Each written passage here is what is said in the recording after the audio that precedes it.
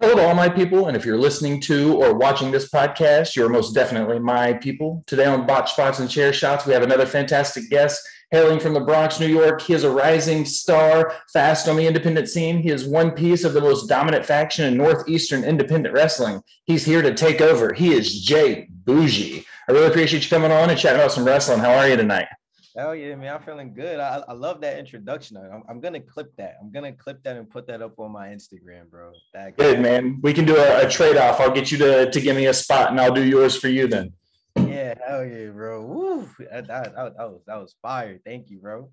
Excellent, man. Let's talk about the here and now first. You're blowing up on the independent scene. You're getting booked against some of the biggest names in indie wrestling and beyond that. How does it feel to go from a kid in the Bronx to wrestling multiple times a week, living your dream? Yo, it's crazy, bro. So, like, I just literally hit a year doing the indies last week. So within that year, bro, I've traveled to Philadelphia, Connecticut, Rhode Island, of course, all over New Jersey. I actually went to Florida once too, like before I really started getting into everything. And then funny thing that you say, you know, like I'm a young kid from the Bronx, and then I was up at XWA. It was in August or July, and I'm on the same card as Kurt Angle, Gangrel, JTG from Crime Time. Like, my mom loved Crime Time, bro. So it was, seeing them was crazy. And then I was in the locker room, right? And, you know, we're looking at the card layout, you know, whenever we're going on, and I just turn around and it's like, oh shit, Kurt Angle sitting right behind me. I was like, whoa, like that was like the first time I ever actually been like starstruck.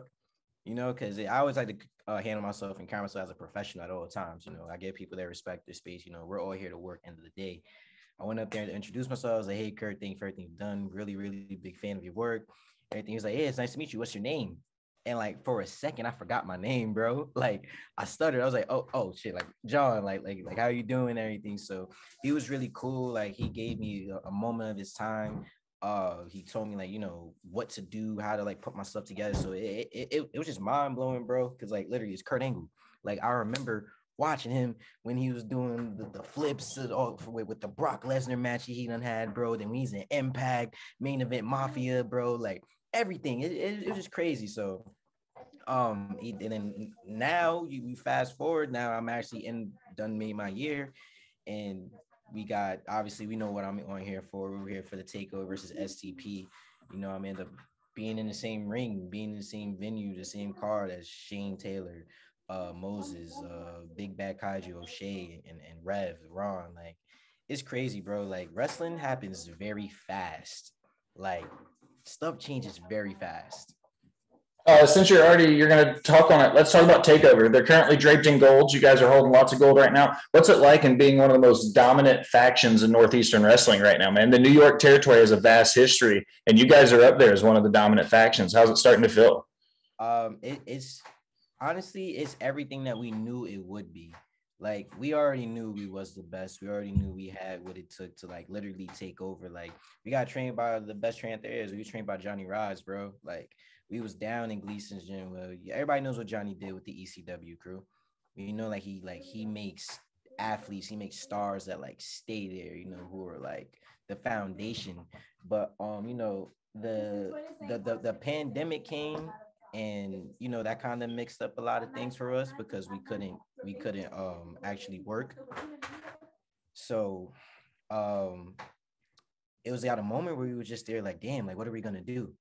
You know, what are we gonna do? Because we see other people getting opportunities, and we're just there like, damn, like, what are we gonna do? So myself, PJ, Jacko, and Face, we were just talking. And we was like, yo, like, we gotta make something happen. You know, it's like New York isn't doing nothing for us, but there's some stuff going on. New Jersey's moving and everything, right? Like to be honest with you, bro, I ended up moving out to New Jersey just because I knew there was nothing going on in New York. So I was like, let's do this. You know what I'm saying? And we like-minded individuals, you know. We have the hive mind, that's like people like to say, and we just like to make things happen, bro.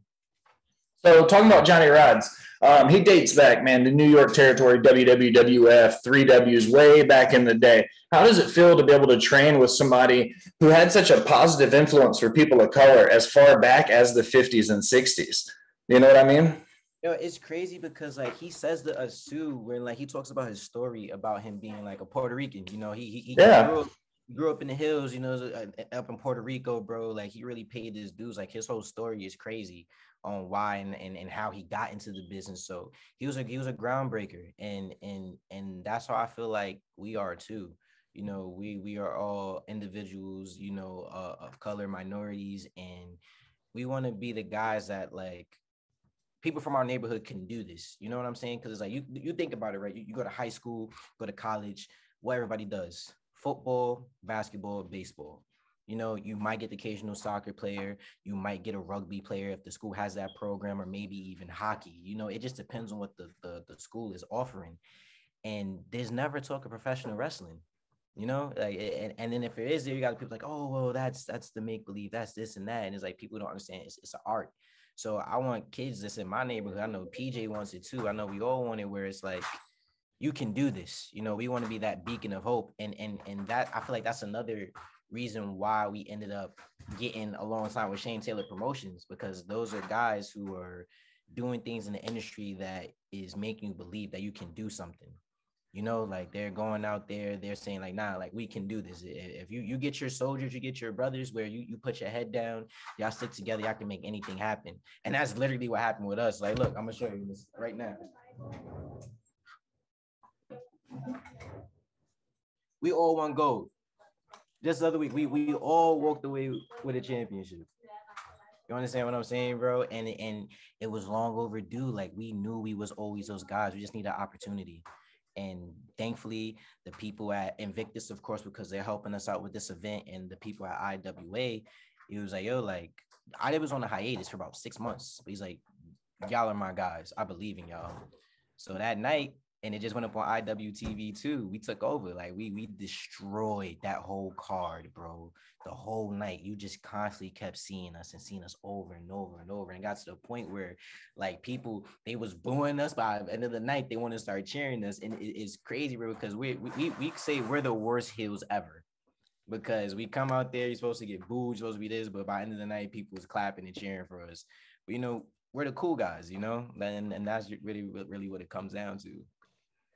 So looking at that Takeover versus Shane Taylor Promotions event on May 20th, how excited are you for it to be able to step in the ring and go?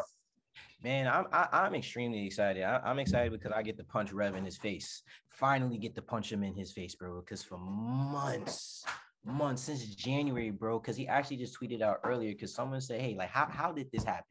What's going on, right?" And then I tell a story all the time, like exactly where I'm sitting at right now, bro. Where we talking at right now? I'm chilling. I'm on my phone. I just said this story last night. I play Call of Duty, bro. I'm playing Call of Duty in my crib. I'm chilling, playing Warzone. Look at my phone. I get the tweet notification.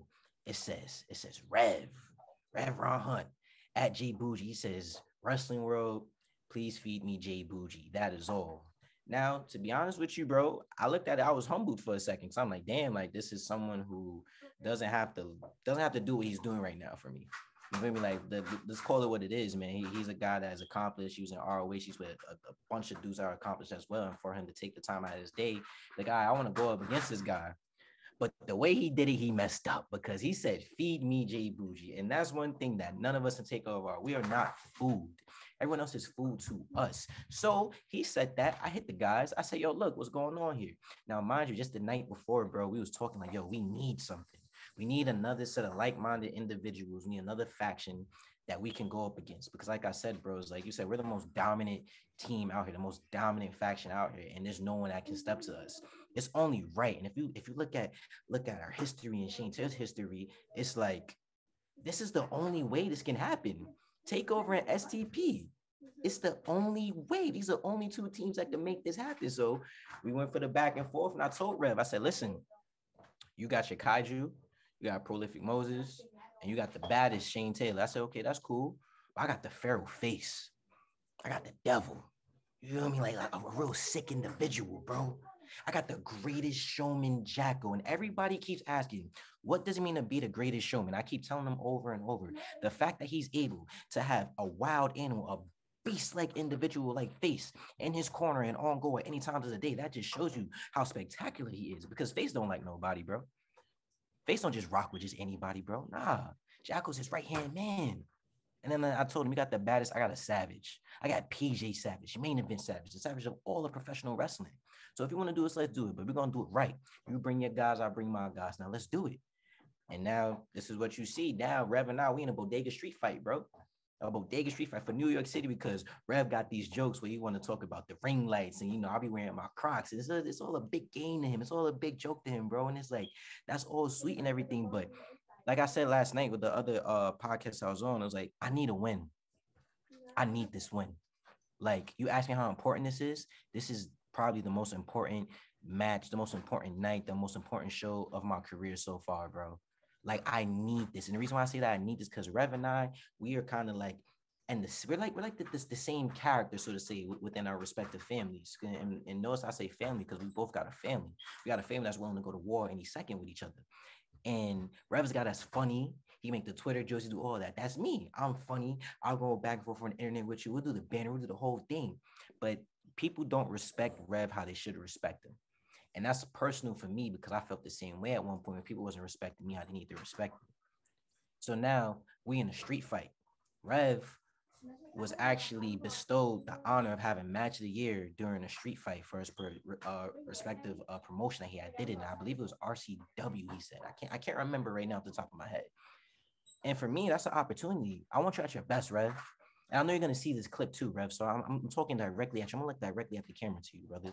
I want you at your best. You had your best night of your career in a street fight. So I want to bring you back in that element. Why? Because I need to beat you at your best. I need people to understand who J Boujii is. I need people to understand who Takeover is. That this is not just some gimmick name, just a play on words. Not, no, we are here to simply take over. And it's going to start with you, STP. It's going to start with you, Rev. Because I'm going to take you, I'm going to bust you in your head. I'm going to make you pay for all those things you've been tweeting out on Twitter, brother. And you know, it's business, but it's personal at the same time. So understand, I'm coming in and I'm going to whip your ass. I'm going to get that W because I cannot lose. I will not lose. And that's the same thing that goes for you, Moses and O'Shea. The faces ones are coming in there for a victory. They're coming in to make a statement. Why? Because people got these questions on who faces, who jackals. We are going to learn who they are on May 20th. And when it comes to you, Shane, you already know what happened. PJ ran up in your podcast before, same way I ran up in Kaiju's podcast. You the best, but I got a Savage. Like you say, y'all know the difference between a firecracker and a gunshot. That's different. That gets to your mental. Savage is coming in there to hurt you. We coming in to hurt y'all. And I'm saying it right now. Clean sweep.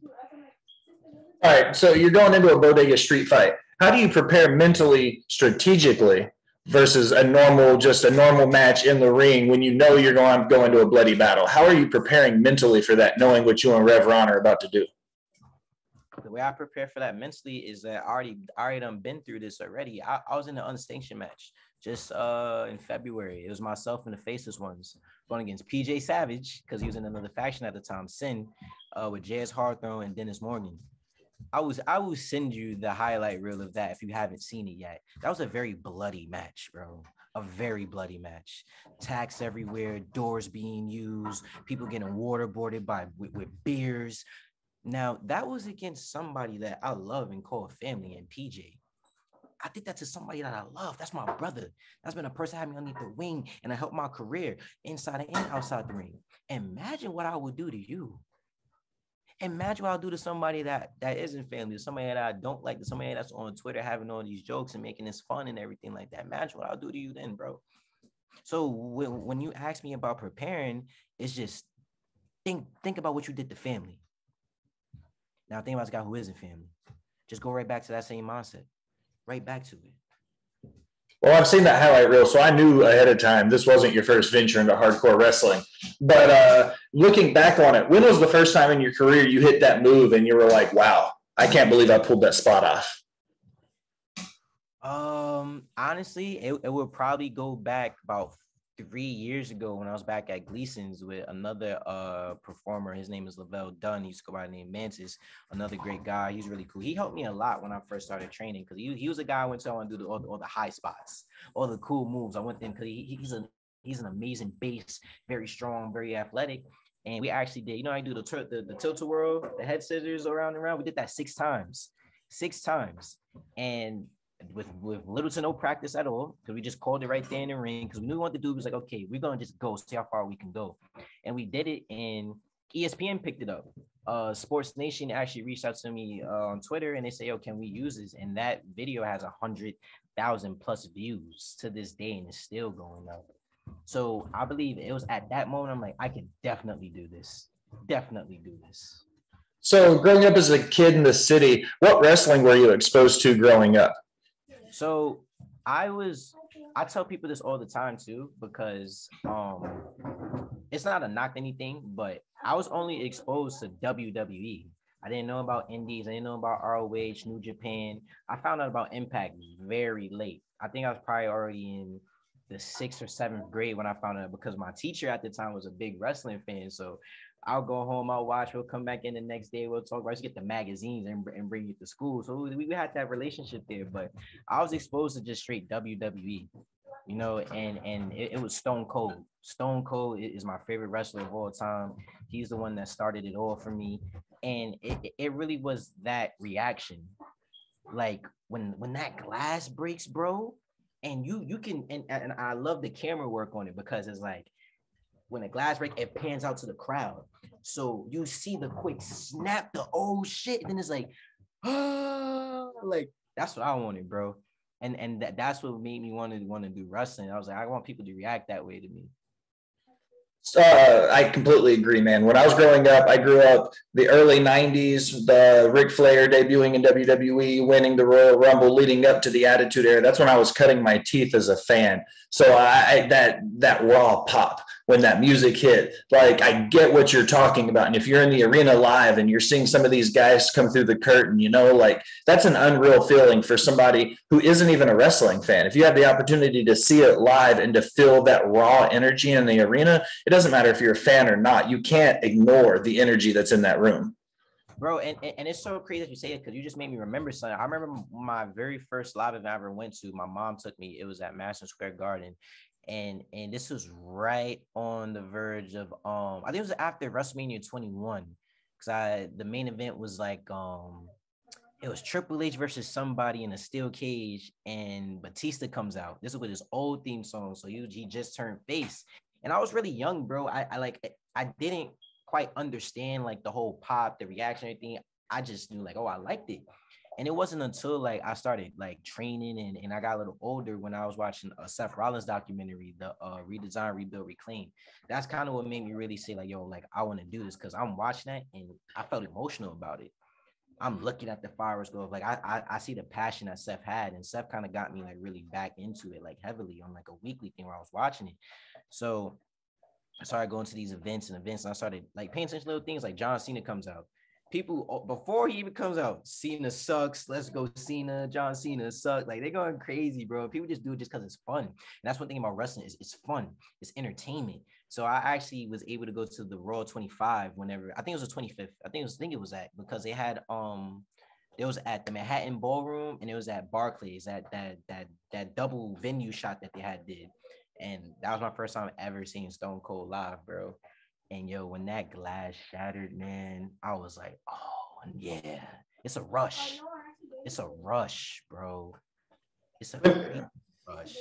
When was that moment in your childhood or your later in life or your adolescence that you were like, this is what I want to do? This is what I feel like I want to do for a living?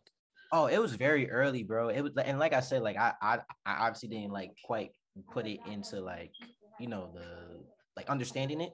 So I got older, but I was very young, bro. It was Stone Cold. I don't like, so I'm a guy. I don't have necessarily a favorite match. I have like moments. I'm a guy that I love an entrance, bro. For me, I love that initial reaction, and I love the end of a match, like when the music hits again. I love a running. I love saves, bro. I used to be younger, bro. Go on YouTube, type in Stone Cold saves, and see whatever comes up. Put Kane saves, whatever comes. I would just watch that, bro. But it was really early on. I got just one very vague memory. It was just Stone Cold coming out, bro. I was like, yo, I want this. Like, I want this. I don't know what it is, but I was just hooked. Like that glass, because you know we trained to hear that glass and those sun's about to pop off, and then you see people going crazy, and then the energy, it was just wild, bro. It was just crazy. All right, so let's jump into your training just a little bit. When you were training with Johnny Rodz at his school, what was the training regimen like working with him? So it was literally basics all day long for like 3 months, bro. You're rolling for hours. So Johnny's the way Johnny's was, I think he got there around like 2 or maybe 1 in the afternoon, and he's there from open to close. I would go every day right after work. So sometimes I'm there for either 3 or 4 hours. Like I would try to get the earlier shifts as best as I can because I was like, yo, I gotta get here. I want to get in this ring putting the time. But it was rolling, bro. Straight rolls, perfecting your bumps.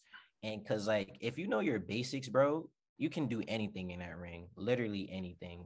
Like anything. So it would be, the simple arm drags. I'm a guy, I hate arm drags, bro.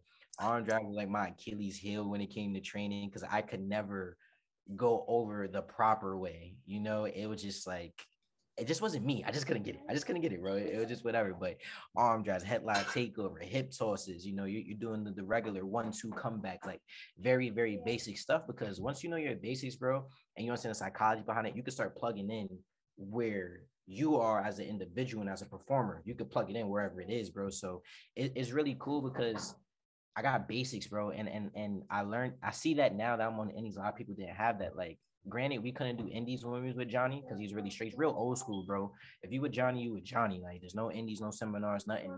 And I see the benefits of that because I was just straight training for 3 years, bro, getting the fundamentals down. And now it's like I could go in there and have a match easily, just easily, because you understand psychology, bro. You understand it. So entering psychology, since you're bringing it up, let's talk about the difference between being able to call it in the ring and pre-planning your matches out. There's always a need for both. Where do you feel comfortability-wise? If you come up with a new opponent, do you feel like you have the ability to call it in the ring like the guys in the old days? Oh, 100%. 100%, because I'm a guy that I know what I need to do, and I know where to just put my shit. I know where to just plug in. You feel me? If I got a guy, literally, I went to SWF. This is another promotion that's been holding us down out here heavily. Shout out to SWF. PJ was on the card. We weren't on the card. Myself, to face this one, we just showed up with him. It was like, oh shit, like Takeover's here. Like what? And later on the match, PJ went over. He won. Everything was good. Later on the show, they stayed. Somebody was running late. It's like, yo, we need another match. Boujii, you got your gear? Hell yeah, I got my gear. You always got your gear, right? Always got your gear. Bro, always. So then it was like, yo, you're going in with this guy. We had 5 minutes. We literally, they told me 5 minutes before we went out there. Had one of the, literally, this is the promoter's words and the agent's words. We had one of the best matches of the night out there. Why? Because I know the psychology. I know how to entertain people, bro. I'm out there to put a show on for the fans, So it don't matter about me, like, oh, whatever cool shit that I want to do. Nah, I want to make sure you have a moment where it's like, Boujii, I hate him or I love him. Or it's like, oh, like I got this clip where like Boujii's like mouthing off at me, or we got like something there. I want to have something where it's like I'm very interactive, bro, and I understand that. Where it's like we're here to entertain and to put shows on for people. So whether it's calling it or putting together, I try to look for moments, bro, and just make something cool. So as a wrestling fan, for me, and from my perspective, it means a lot when a guy can connect to the crowd. Versus sometimes you can tell when a guy wants to connect with the crowd and when he just wants to pop the boys in the back. Like, can you speak on the importance of connecting with the crowd and not always just going for the pop? Honestly, bro, without the crowd, we're nothing. Literally. Like, it's funny. I actually just worked a show this past weekend and it didn't have the greatest crowd number. It's a Sunday, you know how sometimes Sunday things go. But end of the day, like, first of all, you paid your hard-earned money. You drove while gas prices are absolutely ridiculous right now. So I don't care if it's, hell, give me 10 people in there or 200 people in there. You come in there, I'm going to put on a show for you because people's going to appreciate that. And then they like, you go out there, you work for your dollars, man. So if you to invest that into me and my career and into the promotion that's helping give me a foundation to elevate myself, I'm always going to go out there and connect with you. Always. Like, I actually just got it's his dad, and I was so humbled by this. His dad, he gets his daughter every other weekend or every weekend or so. They have like the daddy-daughter wrestling things that they do. And from the first time we met, like his daughter loves me. And she made me a sign. She made me 2 signs and she just had it for me. And it was crazy because they came to my show Saturday and they came to my show that Sunday. I gave her my own personal shirt. She wore it. She was so happy. And it was cool just to know that like that they're connecting through me. Like I'm giving them something that they have every weekend. Not just me, of course, but you know, all wrestlers, whoever they come out to see. But I know I'm one of their favorites, and we openly talk, we discuss things. Like I even gave them the idea, I say, hey, why don't you start a podcast or little reviews or something? Now they're starting that, you know. So it is really humbling, and it's an honor to know that like I'm able to help people in their personal lives, especially when a father-daughter thing. Like for me personally, like I started watching wrestling with my mom. I didn't have my dad the whole time, like when I was younger. You know, I have a relationship with him now. Like he's cool. He come to shows when he can. But it's like when I see a father putting in that time and have that connection with his daughter, it's real personal for me. So it's like when I see something like that, it's like I'm gonna make sure I put on a show for y'all. I make sure even if I'm the hill, I'm going right there. I'm showing like the only person that I like. All right, I'm going to throw you a question from left field, okay? Completely unrelated to wrestling. It's not your only love in your life. Let's talk about your rap career. What you got going on in the world of music right now for in your world? Oh man, so okay, wow, yeah. Thank you for actually asking me about that. I appreciate that. So right now I actually have a project that's done. I'm gonna be honest with you, I'm just being a little lazy to kind of put everything together. It's actually myself and GMP. GMP is the other guy that does my theme songs with me. He's my engineer, and he's a guy that he's been doing music for years. Real humble dude, great. And he took me underneath his wing because honestly, I just started doing music. Because I'm gonna be real with you, I thought the W theme songs sucked. I didn't like none of them, bro. It's not Jim on it no more, bro. It's not Jim doing his thing. So it's like you know, I rather just do me, you know. And to be honest too, I took like influences from like the Usos. I see Keith Lee does his own thing, so it's like, all right, well, you know what, I could do my thing too. And then when it comes to music wise, a big influence on who I am as a performer and just how I am as an individual was the late rapper Pop Smoke. If you watch any of his videos, bro, he's entertaining, he's having fun. And you hear a lot in this business, you want to have fun when you're out there. Anytime I watched him, he was having fun. So I took a lot of that and I applied it to myself. So I was like, hey, you know, like, and it's during the pandemic. I couldn't wrestle, bro. So I'm like, how can I perform? Like, how can I express myself? Like, let me start doing some music. So I started doing music, bro. And it's like, surprisingly, it's been people have been very receptive to it. Like people like a lot of my songs. They tell me what their favorite songs are songs that I don't even like. I'm like, wait, you like that? Like what? I don't even like that one no more. Like how? But it's super cool because it allows me to connect in a different level with the fans. And I'm actually letting you in on a lot of personal things as well. Like if you listen to a lot of my songs, it's about the takeover, literally about myself, PJ, Jacko, and Face. You know, in one of my songs called Sunday Service, I say 29 years of heartbreak, 29 years of pain. That's PJ. You feel me? Putting in that work. You feel me? I think PJ got a lot of kids. I forgot how many kids he got, but he got a lot of kids. I think like 4 or 5 kids, bro. And it's like he tells that story of how it's like I'm out here grinding like for my family. You know, I'm out here putting in this work, putting in this time. You know, of course, you know how the business goes time to time. It don't always go to how you want it to go, but it's like I took that emotion that he had and I put it in the music. And to be honest with you, music helped me do promos, bro. Like that's how I really learned how to do a promo. It's like, yo, this is just music, it's just writing rhymes. So it's been really good. And another thing too, story wise, if you listen to Witness and you listen to my new theme song called Takeover, it's literally a continuation. Witness is like the introduction of who we are when we first got into the indie scene, and Takeover is like, yo, we've been here for a year. Like you're gonna acknowledge us as Takeover. We was always calling ourselves Takeover, but sometimes people ain't want to rock with it. No, you're rocking with it now. You have no choice but to. So music is really good. I have a project coming out. I'm gonna try and get it out by the show date, by May 20th. It's a lot of different vibes to it, and I'm excited for it. So I grew up listening to a lot of early 90s East Coast hip hop. I appreciate the Biggie Small side of things, the Wu-Tang Clan side of things. So I'm going to ask you a loaded question, and everybody has an opinion one way or the other. Are you a Biggie or a Pac guy? I want to say now I'm more of a Pac guy, just because Pac had that aggression. He was unapologetic about what he was doing. He had a story, he had a message. Not to say that Biggie didn't. He had his vibe. He had everything. I went through it without listening to just a straight Biggie, but it's like if off the top of my head and I can feel what I can like relate to is gonna be Tupac. Like whenever the Biggie movie came out, one of my friends, he listened to it every day, bro, every day. So I got up on songs like Juicy and everything like that, you know, Notorious Thugs with Bone Thugs and Harmony, bro. That's one of my favorite songs with him. But when it comes to like who I feel like captivates me and my attention energy wise, definitely Tupac. So wrestling and hip hop, they've got a lot of the same, you could call them territories laid out. You got the Northeast with New York, LA out West, the American South when you get into Georgia and Tennessee and some of that stuff. When you compare those two with them being such big, large parts of your life, who are your biggest musical influences and who are your biggest professional wrestling influences? So wrestling, I want to say off rip Stone Cold, definitely Stone Cold. Okay, if we're talking for wrestling from like an all-time perspective, it's definitely Stone Cold, Undertaker, Triple H is in there, Kane is in there because Kane is severely underrated. I hate how people treat him, bro.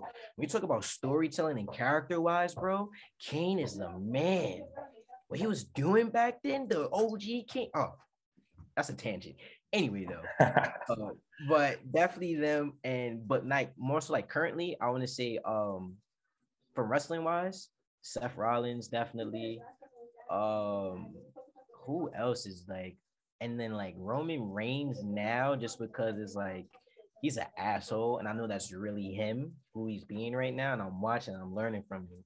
I watch everything, bro. I study everything, bro, because these are guys that I want to face. I want to face Roman Reigns one day. I want to face him at WrestleMania, SummerSlam, WrestleMania Backlash, whatever names they're gonna have by then, bro. You know, I want to do the whole vibe with them. Even Cody, bro. Like another tangent. But when it comes to music, like I said, Pop Smoke, 50 Cent. 50 Cent, heavily 50 Cent. He was literally, I had the G Unit clothes growing up, bro. My mom would get me the wife beater and everything like that. So that was really dope. I like a lot of music, so I can't necessarily like pinpoint exactly because I listen to rock too, bro.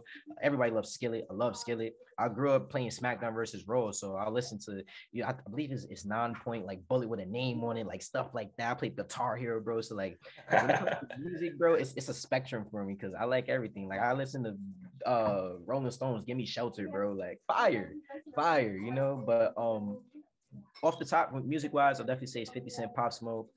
Yeah, I can't really think of no one really else that like pops out to me. Of course, you got like Future, you got who else is on my playlist, bro? Like it's just a bunch of people. Like I like a lot. Oh, The Weeknd. I like The Weeknd a lot now, and J. Cole. I like J. Cole now because he's a storyteller, and that's how I feel the type of music that I do. So I've been listening to a lot of J. Cole with that. So. I'm a big Kendrick Lamar fan. He's got a new album dropping, and I feel like he's just lyrically, he does more than just rap music and make songs. He tells a story from the first word to the last word of what his song is about, and that's what I appreciate about it. Yes, exactly, bro. And that's the level I kind of want to hit when it comes to music, like a J. Cole Kendrick level. Yeah. Of course, we can always like, you know, say the cool, trendy stuff like that. But I'm a guy that I like to sit down and write, you know, or type what I'll do on my phone. I'll play the beat over and over, and I'll just wait until what I feel. And if I feel it, then I can write a song to it. If I don't feel nothing in that moment, then I'm not going to do anything to it yet. I'll just wait. And that's kind of how like my new theme song Takeover happened. I didn't have nothing. Then Face said to me one day, like, yo, new Takeover theme. I'm like, all right, well, let's try it. And then boom. And now that's what we got now. Excellent. All right, man. Well, I close every interview with 5 rapid fire questions. I got your 5 questions lined up. You ready to go? Yeah, let's do it. All right. What's your favorite movie? Favorite movie? Oh, I would say it was Inglourious Basterds. I love that movie a lot, but Friday or Avengers Endgame. It's always there. I pick Infinity War over Endgame all the time. My favorite movie though is Shawshank Redemption. Wow. That's a movie right there. Nice. Favorite fast food? Favorite fast food? Oh, McDonald's. No, I'm lying. It's Chick-fil-A. Favorite color? Blue. Favorite vacation spot? Dominican Republic. I just went there like 2 years ago, right before the pandemic, and bro, it was amazing. And who's your dream opponent? Dream opponent? Well, I know it's done now because he just wrestled his last match, Stone Cold Steve Austin. But if I can't get him, I'm definitely gonna say either Roman or Cody. Excellent, man. All right, J Boujii, plug your stuff, man. Tell everybody where they can find you. Yeah, man, it's J Boujii everywhere. Instagram, Twitter, Facebook. I'm also on TikTok, but I don't dance on there. But you could definitely go watch some of my stuff. Oh, and also quick shout out to Strictly for the Culture. They are sponsoring me during the May 20th event, Takeover versus STP. So definitely appreciate you guys out there. But yeah, J Boujii everywhere, also on Spotify, Apple Music too. You can check out my music right there also. But I'm just happy to be on here, man. Thank you for the opportunity, bro, and for the platform. Man, I appreciate you stopping by and chatting about some wrestling with me. Oh yeah, man.